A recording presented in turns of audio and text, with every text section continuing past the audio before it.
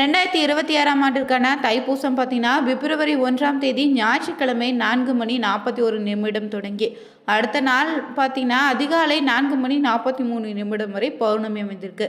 இதில பூச நட்சத்திரம் பார்த்தீங்கன்னா, 1ஆம் தேதி அதிகாலை 1:54 தொடங்கி, அடுத்த நாள் பார்த்தீங்கன்னா, 1:01 வரை பூச நட்சத்திரம் இருக்கு. முருக பக்தர்கள் தவறாம இந்த தைப்பூச தினத்தன்று அருகில் இருக்கக்கூடிய முருகன் ஆலயத்திற்கு சென்று முருகனுக்கு நெய் தீபம் ஏற்றி வணங்கி வர உங்களுக்கு இருக்கக்கூடிய பிரச்சனைகள் சரியாகிடும். இந்த நாளில் விரதம் இருக்கக்கூடிய நபர்கள் பார்த்தீங்கன்னா, அதிகாலையில் எழுந்து வீட்டு பூஜை அறையில் முருகப்பெருமான் படத்திற்கு தீபம் ஏற்றி ஓம் சரவணபவே என்னும் மந்திரத்தை 108 முறை சொல்லி பார்த்தீங்கன்னா, காலை மாலைன்னு இரு நேரம் உணவு அருந்தாமல் மாலை நேரத்தில் பார்த்தீங்கன்னா, அருகில் இருக்கக்கூடிய முருகன் கோவிலுக்கு சென்று பூஜையில் கலந்து கொண்ட பிறகு பார்த்தீங்கன்னா, வீட்டுக்கு வந்து தீபம் ஏற்றி வழிபட்டு நெய்வேத்தியம் படைத்த பிறகு விரதத்தை நிறைவு செய்துக்கலாம். பார்த்தீங்கன்னா, உங்களுடைய இஷ்ட தெய்வம் எப்போதுமே உங்களுடைய இருக்க கருங்காலி மாலையை பயன்படுத்துவது சிறப்பான பலனாக இருக்குங்க.